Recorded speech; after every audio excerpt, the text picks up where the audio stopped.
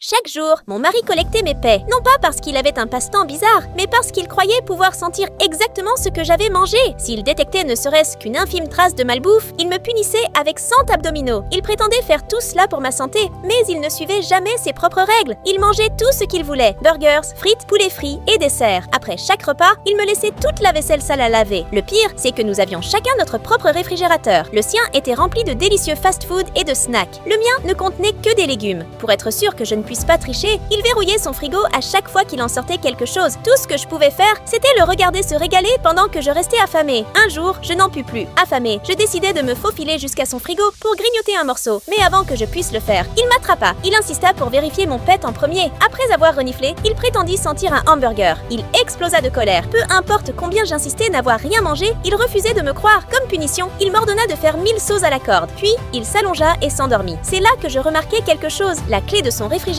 verrouillé dépassait de sa poche. Des années de frustration finirent par déborder. Je pris discrètement la clé, déverrouillai le frigo et savourai le festin de ma vie. Je dévorai un plateau entier de sushis, puis versai presque toute une bouteille de sauce à salade sur ma nourriture. Cuisses de poulet, gâteaux, tout ce que je pouvais attraper disparaissait dans ma bouche. Pour la première fois depuis des années, je me sentis complètement rassasiée. Mais à ce moment précis, mon mari se réveilla. En me voyant couverte de nourriture, il attrapa son petit bocal d'inspection et exigea un nouveau test de pet. Cette fois, je ne discutais pas. Je me retournai sans hésiter. Alors qu'il se penchait pour vérifier, un pet tonitruant explosa avec une force incroyable. L'explosion le propulsa directement à travers la porte d'entrée. Je retirai calmement le ridicule badge d'inspecteur qu'il portait toujours, souris et déclarai que sa carrière officielle d'inspecteur de paix était terminée à jamais. Ce que j'ai fait était-il bien ou mal? Et si tu aimes ta maman, alors like cette vidéo, abonne-toi à la chaîne et écris « J'aime maman » dans les commentaires.